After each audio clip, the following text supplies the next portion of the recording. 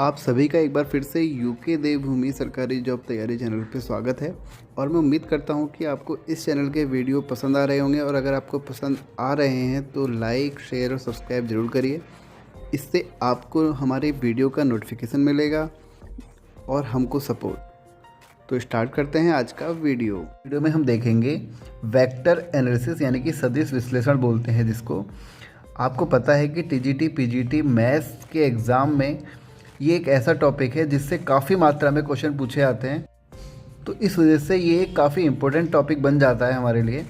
तो इस वीडियो में हम वेक्टर एनालिसिस के ऐसे फॉर्मूलों को देखेंगे जिनसे हमारे क्वेश्चन काफ़ी इजी हो जाते हैं और उनसे हमारा टाइम बच जाता है। और साथ ही ऐसे क्वेश्चन भी देखेंगे जो कि एग्ज़ाम में बार बार पूछे जाते हैं, बस उनकी क्या करते हैं वो लोग डिजिट चेंज कर देते हैं और क्वेश्चन हमारा जो रहता है वो सेम रहता है। और साथ ही ये टॉपिक जो है बहुत ही ज़्यादा स्कोरिंग टॉपिक है। अगर आपको इसके फॉर्मूले पता हैं तो आप क्वेश्चनों को आसानी से कर ले जाएंगे और एक अच्छा अटैम्प्ट आप कर सकते हैं एग्ज़ाम में। तो बस इसके लिए आपको दो काम करने हैं। एक तो आपको कॉपी और पेन लेके बैठना है मेरे साथ, जिससे कि मैं यहाँ पे क्वेश्चन लिखूँगा और आपको 1 सेकंड का पॉज दूँगा, या आप उस समय में आप क्या करना, उसका स्क्रीनशॉट ले लेना और एक बार खुद अटैम्प्ट करना। और जब आप खुद अटैम्प्ट करोगे तो आपको पता लगेगा कि आपकी मिस्टेक कहाँ पे हो रही है, और उसके बाद जो आपका अटैम्प्ट बढ़ेगा वो अच्छा अटैम्प्ट होगा आपका, और उस वजह से आपको वो क्वेश्चन जो है वो लंबे टाइम तक याद भी रहेगा। अदरवाइज़ क्वेश्चन आपको ऐसा लगेगा जैसे कि मैंने लिखा और आपको लगेगा जब मैं उसको सॉल्व करूँगा तो आपको ये लगेगा कि अरे इतना ईजी क्वेश्चन है, चिरकुट क्वेश्चन है बोलोगे आप उसको। लेकिन जब आप खुद सॉल्व करोगे तब आप उनको वहाँ पर अटकोगे, तब आपको समझ आएगा कि क्वेश्चनों को सॉल्व करना एक अलग मेथड होता है और उसको देखना अलग। तो स्टार्ट करते हैं आज का टॉपिक। और सबसे पहले हम कुछ फार्मूले देखते हैं जो कि बेसिक फार्मूले हैं, और मैं उम्मीद करता हूँ कि आपको वो आते भी होंगे। जैसे कि I.I इक्वल टू क्या होता है, 1 होता है, ये आप सभी को पता होगा। और अगर मैं I क्रॉस I की बात करूं, यानी कि स्केलर प्रोडक्ट की बात करूं, तो ये कितना हो जाता है, 0 हो जाता है। साथ ही में I.J ये कितना होता है, 0, और I क्रॉस J कितना होता है, 1। ये फॉर्मूले बेसिक हैं, ये आपको पता भी होंगे। बस आपको एक बार मैं इनका रिवीजन करा रहा हूँ। और अब जो फॉर्मूले हैं वो थोड़े ऐसे हैं जो आपको याद रखने हैं। अगर आपको वो याद है तो आपसे उनको क्वेश्चनों को करने में आपका टाइम बचेगा। जैसे कि हमारा पहला है, आपने बहुत बार क्वेश्चनों में देखा होगा, B cross C, C cross A और A क्रॉस B आपको दिया रहता है और आपके इससे वैल्यू पूछता है। तो आपको ये डायरेक्ट याद रखना है कि A B C का होल स्क्वायर इसका आंसर होता है। जैसे कि एक ये हो गया, दूसरा A minus B, B minus C, C minus A equal to 0 होता है, ये आपको याद रखना है। और ये एक बार और भी 0 होता है अगर यहाँ पर A plus B, B plus C और C प्लस A दिया हो और आपसे क्या पूछा हो, इसकी वैल्यू पूछी हो। अगर इसकी वैल्यू पूछी है तो इसका आंसर 0 होगा। और अगर आपसे पूछता है कि इसका ट्रिपल प्रोडक्ट बताओ, A plus B, B plus C, C plus A, अगर आपसे पूछता है कि इसका ट्रिपल प्रोडक्ट बताओ तो आपका आंसर होगा 2ABC। तो ये आपको याद रखने हैं, बेसिक हैं, और ये आपके क्वेश्चनों में बार बार इनका यूज़ होता है, जिससे कि आपका जो क्वेश्चन होता है वो काफ़ी इजी हो जाता है अगर आप उनकी डायरेक्ट वैल्यू पुट कर देते हैं। और कुछ फॉर्मूले देखते हैं, जैसे कि एक है हमारा the vector are coplanar if and only if equal to, ये आपसे कंडीशन पूछेगा, क्वेश्चन दिया होगा और आपसे कंडीशन पूछेगा, तो इसका आंसर होगा, ये आपको याद रखना है क्योंकि काफ़ी बार एग्जाम में पूछा गया है, इसलिए हम इसको याद रख के चलेंगे। डॉट आर इक्वल टू 0, तो ये आपको याद रखना है। द वेक्टर आर कोप्लानर कब कब होंगे, केवल और केवल तभी जब P क्रॉस Q, ये 3 वेक्टर आपको दिए होंगे PQR, 2 का क्रॉस प्रोडक्ट और उसके साथ 1 का डॉट प्रोडक्ट होगा, तो वो 0 होगा। एक दो फॉर्मूले और हैं, जैसे कि ये 4th हो गया, 5a×b। देखो इसके आगे वेक्टर लगा है तो आप इसको वेक्टर मानना, अगर मैं नहीं भी लगाऊंगा तो उसका मीनिंग होगा कि लगा हुआ है। a b क्रॉस है तो याद रखना साइन थीटा आएगा, और अगर यहाँ पे डॉट है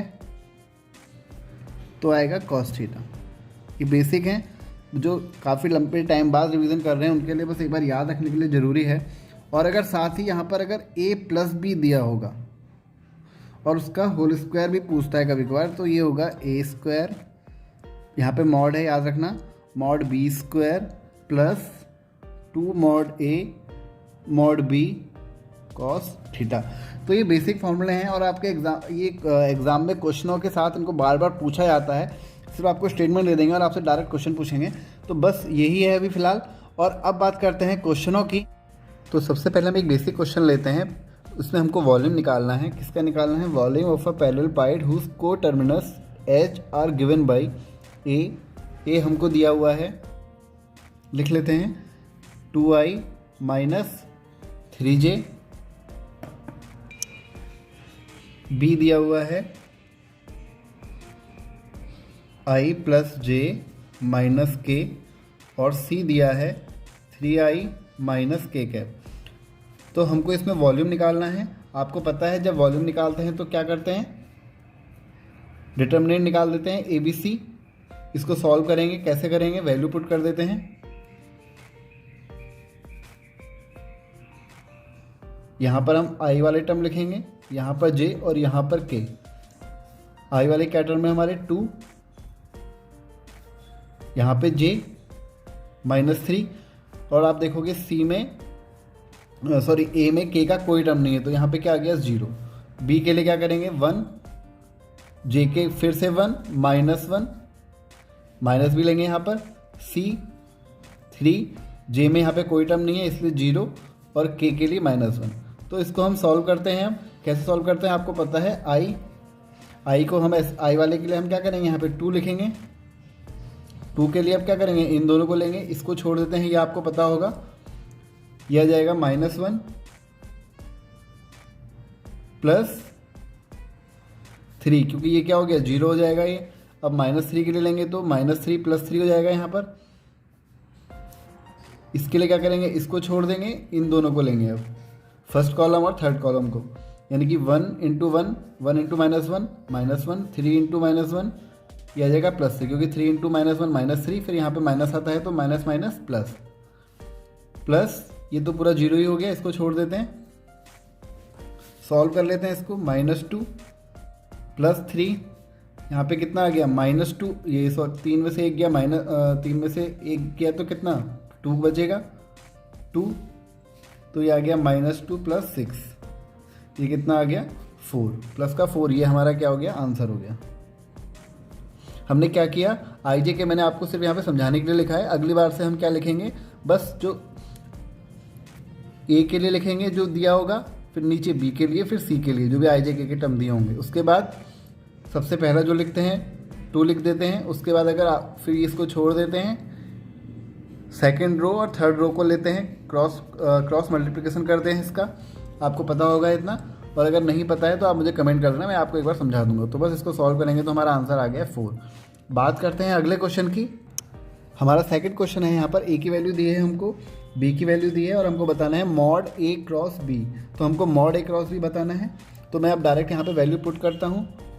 मॉड a क्रॉस b के लिए क्या करेंगे, जैसा भी किया था, वैल्यू दी है हमको i j k की कितनी दी है, i j k, i में कितनी दी है 1 2 -2, और ये 2 3 -1।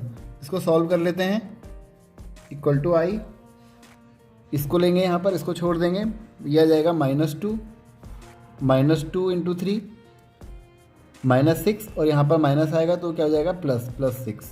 ऐसे ही j के लिए यहाँ पे क्या लेते हैं, माइनस लेते हैं, तो -j, इसको छोड़ देंगे, इसको और इसको लेंगे, आ जाएगा -1, 1 इंटू -1 -1, और 2 इंटू -2 -4, और यहाँ पे माइनस आता है तो क्या हो जाता है +4।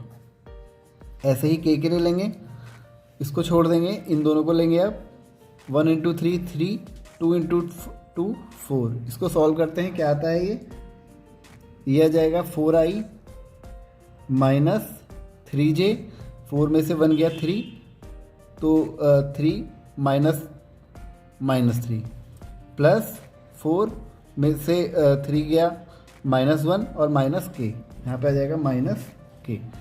हमें इसका मॉड बताना है, तो जब भी हमको मॉड बताना होता है तो क्या करते हैं, अंडर रूट में लेके इन सब का स्क्वायर कर देते हैं। i का जो कोफिशिएंट होगा, j का कोफिशिएंट होगा, k का कोफिशिएंट होगा, सबको प्लस कर देंगे। 4 का कोफिशिएंट 16, 3 का 9 और 1 का 1, तो ये आ गया 16, 9 कितना आ गया 26 और एक ये आ गया 27, 16 9 25 और एक 26, तो ये आ गया अंडर रूट 26। ये इसका आंसर हो गया। अब हम कुछ ऐसे क्वेश्चनों की तरफ बढ़ते हैं जो ट्रिक वाइज हैं। जो हमारा यहाँ पे अगला क्वेश्चन है वो है if a cross b plus a dot b का होल स्क्वायर इक्वल टू 81 हमको दिया हुआ है, मॉड b हमको दिया हुआ है 3 और हमको मॉड a की वैल्यू फाइंड करनी है। ये क्वेश्चन काफ़ी इजी क्वेश्चन है और ट्रिकी क्वेश्चन है। अगर आपको इस क्वेश्चन का फॉर्मूला पता है, जो इस क्वेश्चन में फॉर्मूला लगेगा और वो इस फॉर्मूले के बेसिस पे ही क्वेश्चन को घुमा देते हैं, तो हम सबसे पहले वो फॉर्मूला ही देख लेते हैं। वो फॉर्मूला है हमारा a क्रॉस b का whole square plus a dot b का whole square equal to mod a का स्क्वायर मॉड b का स्क्वायर। अगर ये फॉर्मूला हमको पता है तो ये क्वेश्चन हमारे लिए बहुत इजी हो जाता है, चिरकुट क्वेश्चन बन जाता है हमारा।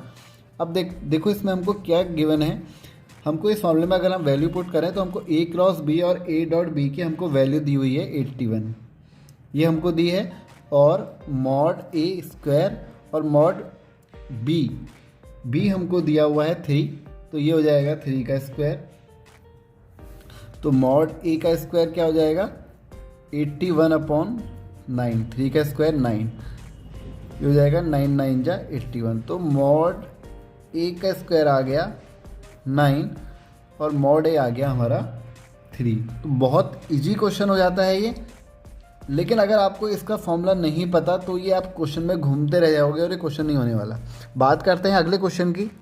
ये सारे के सारे वही क्वेश्चन है, आप देख रहे होंगे स्क्रीन पर, जो कि एग्ज़ाम में पूछे गए हैं और 2019 में ही पूछे गए हैं, तो काफ़ी इंपॉर्टेंट क्वेश्चन हो जाता है हमारे लिए। अब हमारा जो अगला क्वेश्चन है, if a plus B mod a plus mod B equal to mod C and a plus B equal to C, तो हमको इनके बीच का एंगल फाइंड करना है a एंड b का। तो देखते हैं इसको कैसे करते हैं। सबसे पहले हम यहाँ जो हमको गिवन है वो लिख लेते हैं, a mod a plus mod b equal to C. तो हम क्या करते हैं, इसका स्क्वायर कर लेते हैं दोनों साइड, तो ये हो जाएगा मॉड a, स्क्वायर में यहीं पे कर देता हूँ, ये हो जाएगा मॉड a का स्क्वायर प्लस मॉड b का square plus 2 mod a mod b cos theta equal to mod c square. इसको मान लिया हमने फर्स्ट इक्वेशन। अब जो हमको गिवन है a plus B equal to C, हमको ये गिवन है, इसका भी दोनों साइड क्या कर लेते हैं, स्क्वायर कर लेते हैं, मॉड लगा के a प्लस बी का स्क्वायर मॉड सी का स्क्वायर। खोलेंगे तो हमको ये चीज़ मिल जाएगी। यहाँ पर क्या मिलेगी, इसको ओपन कर लेते हैं, क्या आएगा, mod a square plus mod b square plus 2 mod a mod b equal to C square mod C square. यहाँ पे कॉस थीटा नहीं आया क्योंकि ये इन दोनों में आपको डिफरेंस दिख रहा होगा, ये mod a plus mod b का होल स्क्वायर था और ये किसका स्क्वायर है, a प्लस b के होल मोड का स्क्वायर है, तो इसलिए यहाँ पे कॉस थीटा नहीं आएगा। इसको हमने मान लिया second equation.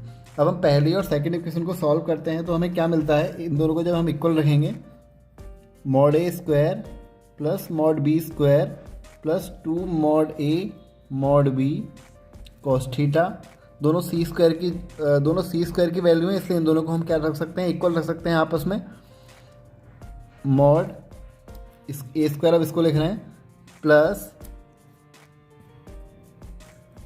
Mod b square plus 2 mod a mod b। देखो अब यहाँ पे कैंसिल होगा, कौन कौन से टर्म कैंसिल होते हैं, मॉड a स्क्वायर से मॉड a स्क्वायर यहाँ पे कैंसिल हो जाएगा, मॉड b स्क्वायर से मॉड b स्क्वायर कैंसिल हो जाएगा। कैंसिल होने का मतलब जब ये इधर जाएंगे टर्म तो ये माइनस मॉड a स्क्वायर हो जाएगा, तो ए स्क्वायर से ए स्क्वायर कैंसिल हो जाएगा, कहने का मतलब यहाँ पर ये है। तो 2 mod a mod b बच जाएगा यहाँ पर, 2 से 2 कैंसिल हो जाएगा, mod ab से mod ab कैंसिल हो जाएगा, बचेगा क्या, cos थीटा इक्वल टू 1, ये बच जाएगा यहाँ पर। और cos थीटा इक्वल टू 1 यानी कि 1 की वैल्यू कहाँ पर होती है cos थीटा में, cos 0 में होती है। तो यहाँ से थीटा इक्वल टू कितना आ गया, ये आ गया 0 डिग्री। तो ये हमारा आंसर आ गया। एक चीज़ और, इस क्वेश्चन को सॉल्व करने से पहले जब भी आपको 1 प्लस ओमेगा ओमेगा स्क्वायर वाले क्वेश्चन दिखते हैं, अगर आपसे वो सॉल्व नहीं हो रहे हैं और आपके पास टाइम कम है, तो उस क्वेश्चन का आप आंसर 0 टिक करना, 90% चांस है कि वो क्वेश्चन आपका ठीक हो जाएगा। बात करते हैं अगले क्वेश्चन की जो हमको दिया हुआ है। If A and B are unit vector and theta is the angle between them, then mod A minus B mod upon 2 की हमको वैल्यू फाइंड करनी है। देखो सबसे पहले हमको जो इसमें गिवन है, हमको पता है कि यूनिट वेक्टर हैं, तो मॉड ए का स्क्वायर 1 होगा और मॉड बी का स्क्वायर भी हमारा क्या होगा, 1 होगा, क्योंकि कि क्या है, यूनिट वेक्टर। यूनिट वेक्टर की वैल्यू कितनी होती है, 1 होती है। तो अब हम क्या करते हैं, हमको फाइंड करना है mod A minus mod B. तो हम ए माइनस बी को ऐसे लिख लेते हैं मॉड को, और इसका स्क्वायर फाइंड कर देते हैं, क्योंकि हमको इसी का अपॉन 2 फाइंड करना है ना, तो हम इसको लेके चलते हैं। अब यहाँ पर क्या करेंगे, ये हो जाएगा a माइनस बी, ये और a माइनस बी, इसको सॉल्व करेंगे तो क्या आएगा, mod A square plus mod B square minus 2 mod A mod B cos theta. अब इसको आगे सॉल्व कर लेते हैं। देखो मॉड ए स्क्वायर की वैल्यू हो जाएगी 1, इसकी भी वैल्यू 1, माइनस 2, यहाँ बच जाएगा 2 कॉस थीटा, क्योंकि मॉड ए मॉड बी की वैल्यू कितनी है 1, तो 1 into cos theta 2 cos theta. यह आ गया 2 माइनस 2 कॉस थीटा, यहाँ पे 2 कॉमन ले लेते हैं, ये बच जाएगा 1 माइनस कॉस थीटा। तो यहाँ पर हम क्या करते हैं, अब 1 माइनस कॉस थीटा की वैल्यू हमको पता है क्या होती है, 1 minus 2 sign square theta by 2 होती है। तो वही वैल्यू हमने यहाँ पुट कर दी, 1, ये माइनस का प्लस हो जाएगा, जब माइनस से अंदर मल्टीप्लाई होगा तो हो जाएगा 2 साइन स्क्वायर थीटा बाई 2। इसको आगे सॉल्व कर लेते हैं, कितना आएगा, 1 से 1 कैंसिल, 2 2 जा 4, ये आ गया 4 sine square theta by 2। 4 sine square theta by 2 किसकी वैल्यू आई है, ये आई है मॉड ए माइनस मॉड की स्क्वायर की वैल्यू आई है। तो यहाँ पे क्या करते हैं, स्क्वायर को हटा के अंडर रूट लगाते हैं, तो ये क्या हो जाएगा, under root 4 sine square theta by 2, 4 का अंडर रूट हटेगा तो कितना आएगा 2, और साइन स्क्वायर का हटेगा तो 2 साइन थीटा बाई 2। ये आ गई मॉड ए माइनस बी की वैल्यू। हमको क्या बताना है, mod A minus mod B upon 2 की वैल्यू बतानी है। तो दोनों साइड क्या कर देते हैं, 2 से डिवाइड कर देते हैं। तो यहाँ भी 2 से डिवाइड कर देते हैं, 2 से 2 कैंसिल, तो ये आ गई साइन थीटा बाई 2, हमारा आंसर आ गया। बात करते हैं अगले क्वेश्चन की। अगला क्वेश्चन है हमारा, if the volume of a parallelepiped formed by the vector इतना इतना इतना, हमको 3 वेक्टर दिए हैं और is minimum, then value of A हमको बतानी है, ए की वैल्यू हमको क्या करनी है, फाइंड करनी है। तो हम यहाँ पर क्या करते हैं, हमको पता है वॉल्यूम क्या होता है, ए बी सी, इसको हम क्या लिख सकते हैं, A vector A dot B cross C. तो सबसे पहले हम यहाँ पे बी क्रॉस सी की वैल्यू फाइंड करते हैं, जो हमको दिया हुआ है। बी क्रॉस सी निकालते हैं, यहाँ पर हम वैल्यू पुट कर देते हैं आई जे के की। आई की वैल्यू है, बी में आई की जो वैल्यू दी हुई है वो हमको दी हुई है 0, और जे की दी है 1, के की दी है ए, आई की दी है ए सी, हम वेक्टर सी की बात कर रहे हैं यहाँ पर। तो ए 0 और 1, तो इसको सॉल्व कर लेते हैं, क्या आएगा, आई के लिए इन दोनों की मल्टीप्लाई करेंगे, 1 इंटू 1 माइनस 0, 0 इंटू ए 0, तो माइनस जे के लिए क्या आएगा, जे के लिए यहाँ पर हो जाएगा 0 इंटू 1 0 माइनस ए इंटू ए स्क्वायर। ऐसे ही के लिए यहाँ पे क्या होगा, के की मल्टीप्लाई करेंगे तो 0 इंटू 0, ये कितना हो जाएगा 0, और a इंटू 1 माइनस ए। तो इसको सॉल्व कर लेते हैं। आ जाएगा आई माइनस माइनस प्लस ए जे स्क्वायर ए स्क्वायर जे, और ऐसे ही यहाँ पर आ जाएगा माइनस ए के। तो हमारी ये वैल्यू आ गई। एक बार इसको साफ से लिख लेते हैं अच्छे से, आई प्लस ए स्क्वायर जे माइनस ए के। तो ये हमारी आ गई है बी क्रॉस सी। हमको क्या करना था, ए से इसकी क्या करनी थी, मल्टीप्लाई करनी थी। ए से हमें इसका डॉट प्रोडक्ट निकालना है। तो हमको जो ए दिया हुआ है वो क्या दिया हुआ है, वो दिया हुआ है हमको आई प्लस ए जे प्लस के। तो डॉट प्रोडक्ट निकालना है इसके साथ, आई प्लस ए स्क्वायर जे माइनस ए के। तो अब इसका डॉट प्रोडक्ट निकाल देते हैं। ये आ जाएगा आई इंटू आई हो जाएगा, आई डॉट आई। ऐसे ही ए इंटू ए स्क्वायर जे हो जाएगा plus A cube J dot J plus K minus होगा यहाँ पर के इंटू के स्क्वायर और ए। आई डॉट आई आपको पता है 1 होता है, plus A cube J dot जे 1 होगा तो ये भी 1 हो जाएगा, माइनस के स्क्वायर यानी कि के डॉट के कितना होता है, ये भी 1 होता है तो ये हो जाएगा ए। तो आगे हमारा ए क्यूब माइनस ए प्लस 1। अब आपको पता है हमसे पूछा है for maxima and for minimum value हमको फाइंड करनी है। तो जब भी आपसे for minimum and maximum value find करने को बोले तो आप उसका क्या करोगे, डिफ्रेंशिएशन कर दोगे। तो हम इसका ये हमको निकाला था हमने वी वॉल्यूम, तो हम इसका ए के रिस्पेक्ट में क्या करते हैं, डिफ्रेंशिएशन कर देते हैं। तो ये हो जाएगा 0 टर्म हमारा पहला, प्लस ए क्यूब का हो जाएगा 3a स्क्वायर और ए का हो जाएगा 1। तो ये आ गया हमारा 3a स्क्वायर माइनस 1। आपको पता है क्या करते हैं हम, एक बार और डिफ्रेंशिएशन करते हैं इसका, d2v अपॉन डी ए स्क्वायर। तो ये तो 0 है, 3 2 जा 6a माइनस 0, तो ये आ गया 6a। हमको पता है कि जब भी हमसे क्या पूछता है कि फॉर मैक्सिमा एंड मिनिमा, तो हम क्या करते हैं, D V upon D A को क्या करते हैं, 0 को इक्वल रख देते हैं। तो ये हमारा किसके इक्वल हो जाएगा, 0 के इक्वल हो जाएगा। तो यहाँ पे 3a square minus 1 equal to 0, तो 3a स्क्वायर इक्वल टू 1 और a स्क्वायर इक्वल टू कितना आ गया, 1/3। तो यहाँ से a की वैल्यू क्या आ गई, प्लस माइनस 1/√3। आपको पता होगा, अगर नहीं भी पता तो मैं एक बार आपका रिवीजन करा देता हूँ। मैक्सिमम में हम माइनस वैल्यू लेते हैं और मिनिमम में हम प्लस वैल्यू लेते हैं। यह अपोजिट होता है, याद रखने के लिए, क्योंकि मैक्सिमम हमारी क्या होगी, छोटी वैल्यू को लेते हैं हम यहाँ पर, मिनिमम के लिए बड़ी वैल्यू को। तो इसका आंसर क्या होगा, हमको मिनिमम के लिए फाइंड करना है। तो मिनिमम के लिए हम कौन सी वैल्यू को लेंगे, प्लस को। तो प्लस 1/√3 इसका आंसर हो जाएगा। अब एक बहुत ज़्यादा इंपॉर्टेंट क्वेश्चन की बात कर लेते हैं। If A B C are 3 non coplanar vector then the value of, हमें इसकी क्या करनी है, वैल्यू बतानी है। बहुत ज़्यादा इंपॉर्टेंट क्वेश्चन है और बहुत ज़्यादा इजी है। और अगर आपको ये नहीं आता या आपने एक बार सॉल्व नहीं करा है पेपर में देखने से पहले, तो आप इसमें अटक जाएंगे। तो एक बार इसको देख लेते हैं।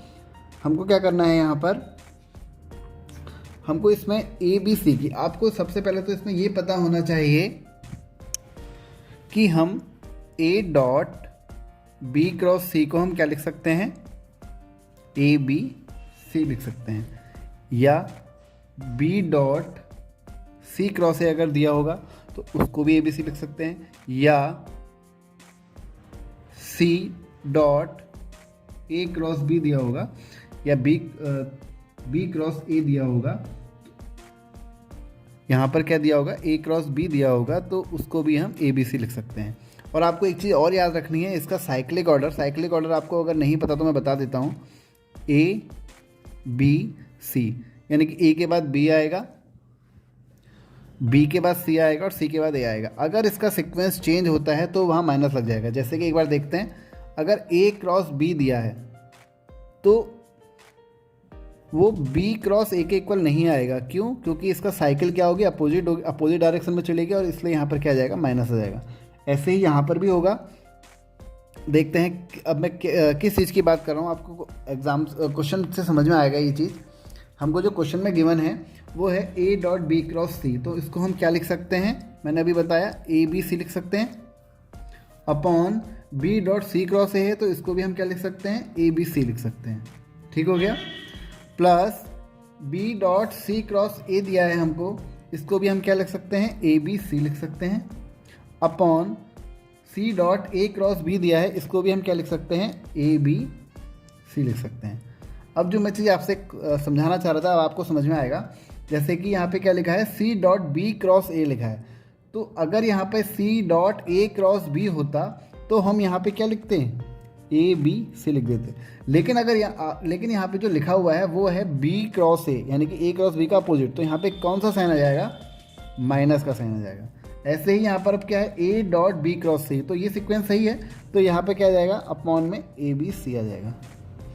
तो कैंसिल हो गया, 1 कैंसिल, प्लस 1 कैंसिल 1, तो यहाँ पे कितना आ गया, -1। तो 1 और 1 2, 2 - 1 कितना आ गया, 1, इसका आंसर हो गया। अगर आपको ये चीज़ पता है कि ए डॉट बी क्रॉस सी और अगर ये ए बी सी होता है तो आधे से ज़्यादा क्वेश्चन आपके एग्जाम में अगर इस क्वेश्चन इसके कोप्लानर वगैरह के दिए होंगे तो आप वैसे ही सॉल्व कर ले जाएंगे। अगला जो हमारा क्वेश्चन है वो है, गिवन 2 वेक्टर x हमको दिया है एंड y हमको दिया है, for x and y to be orthogonal value of k हमको फाइंड करनी है। तो हम यहाँ पे क्या करेंगे, हमको पता है ऑर्थोगोनल दिया है, तो जब ऑर्थोगोनल दिया है तो क्या हो जाएगा, x dot Y equal to क्या हो जाएगा, 0 हो जाएगा। तो हम यहाँ पे x डॉट x और y का डॉट प्रोडक्ट निकाल देते हैं, तो वो क्या आएगा, minus into 15 plus 3 into 9 minus 9 into के, तो इक्वल टू क्या है, 0 है। ये क्या हो जाएगा, -225 15 का स्क्वायर प्लस 9 3 जा 27 माइनस 9k इक्वल टू 0। हम इसको सॉल्व करेंगे तो आप कर लेना, तो इसकी जो वैल्यू आएगी वो आएगी k इक्वल टू -2, इसका क्या आ जाएगा, आंसर आ जाएगा। तो हमारा जो यहाँ पे अगला क्वेश्चन है, मैं आपको हर बार अलग टाइप का क्वेश्चन इसलिए करा रहा हूँ क्योंकि एग्ज़ाम में कोई किसी भी टाइप का क्वेश्चन आ जाए तो अगर वो आपने एक बार पहले सॉल्व किया है तो आप उसको वहाँ पे जल्दी अटैम्प्ट कर ले आएंगे।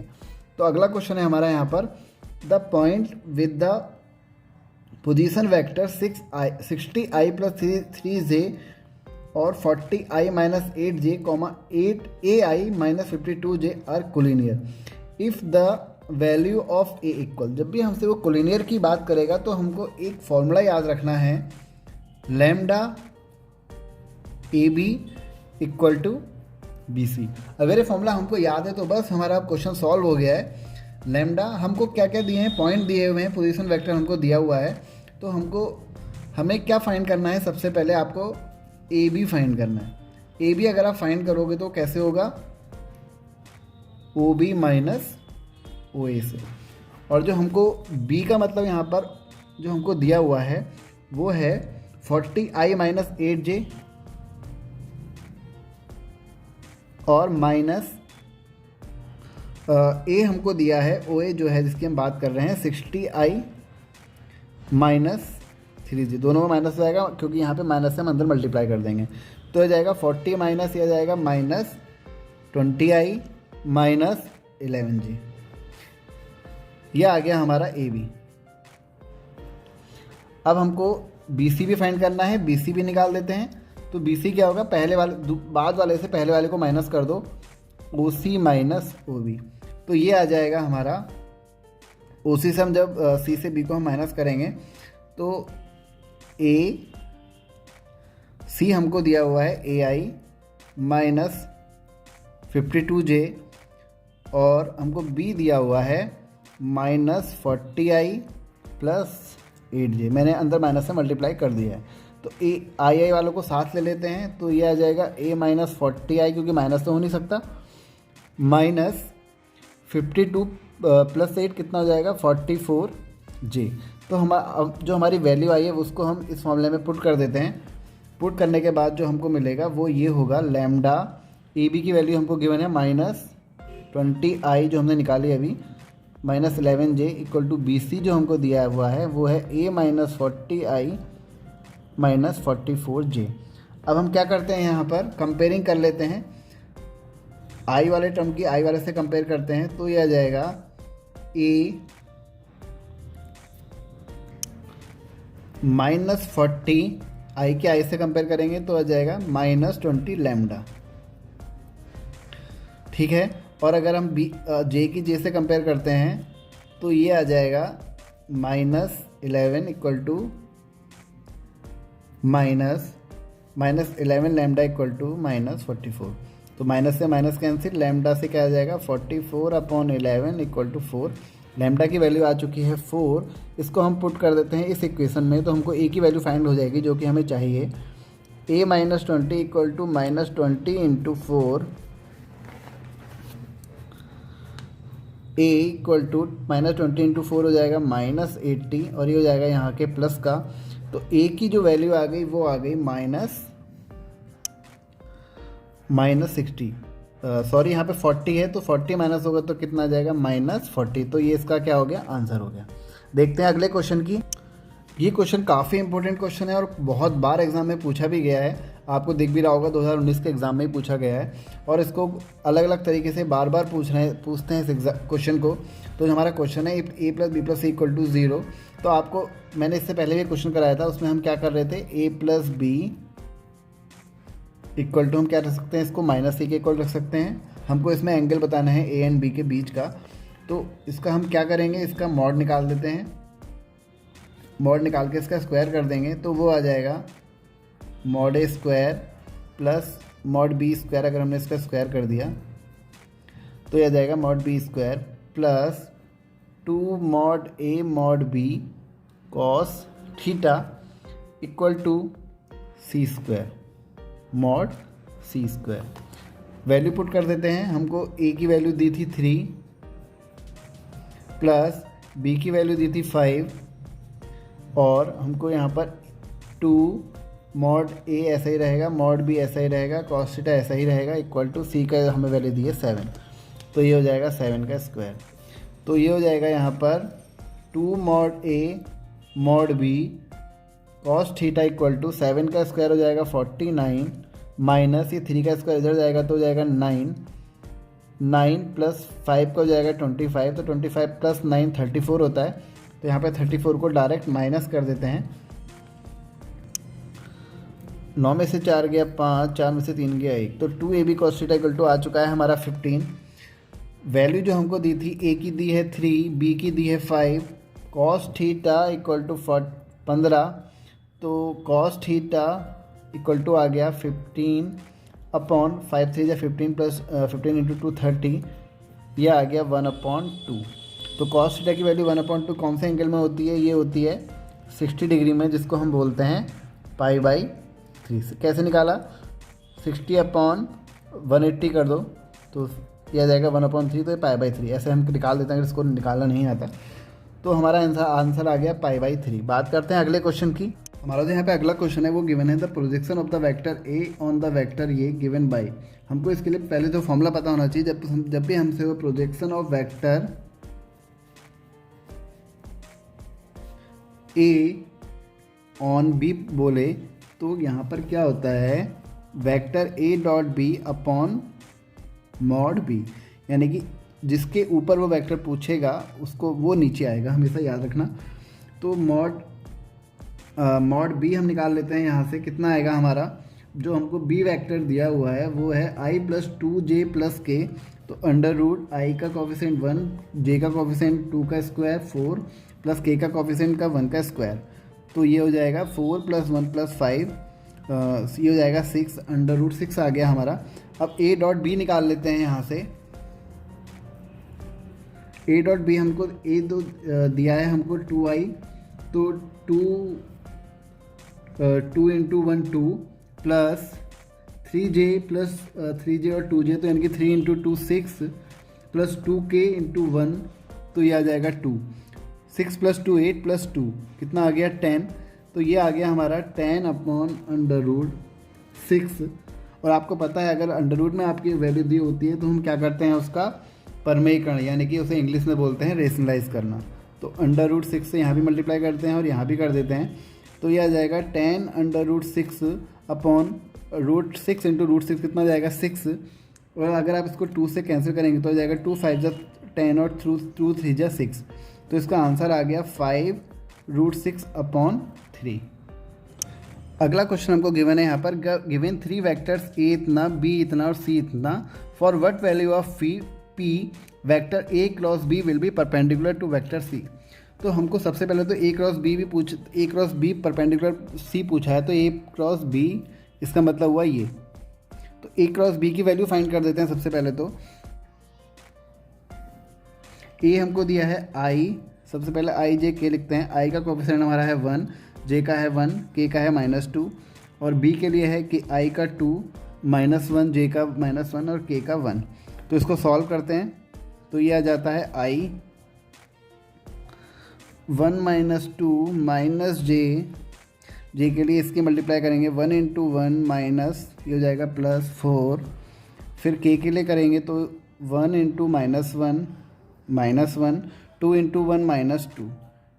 तो ये आ गया हमारा सॉल्व करके -I -5J -3K। ये आ गया हमारा A क्रॉस B। अब इसने बोला है परपेंडिकुलर टू C, तो यानी कि इसका क्या मतलब हुआ, A क्रॉस B का dot product, A cross B का प्रोडक्ट डॉट C के साथ क्या आएगा, 0 आएगा। इसका मतलब ये हुआ परपेंडिकुलर C का मतलब ये तो हुआ कि A dot B equal to क्या होना चाहिए, 0 होना चाहिए। यहाँ पर हमारा A ये है और C हमारा यहाँ पे B है, एक मान लेते हैं अभी। तो A cross B dot C equal to हमारा 0 आएगा, तभी हम कह पाएंगे कि ये दोनों जो वेक्टर हैं वो क्या है, यहाँ परपेंडिकुलर होंगे। तो A क्रॉस B की हमको वैल्यू पता है I -5J -3K, और C की वैल्यू हमको गिवन है वो है P I + 3J -K। Dot product निकाल लेते हैं इन दोनों का, तो ये आ जाता है -P, I डॉट I कितना हो जाएगा 1, तो ये माइनस P रह गया यहाँ पर।